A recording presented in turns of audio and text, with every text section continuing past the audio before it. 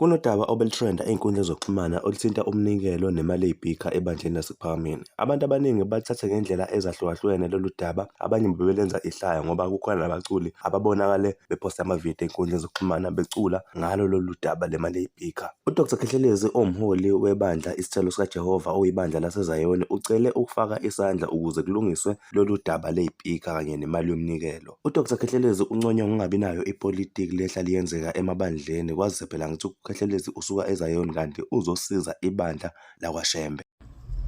Yes, sanibonani eSouth Africa. Sanibonani man. Aningisize la.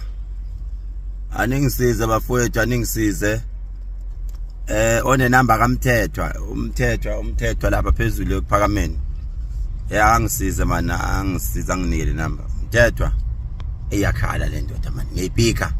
Yakhala lo baba ngomnikelo, yakhala ngiyibhika Mthethwa. Hayi asibonke singalekelela kanjani ndoda.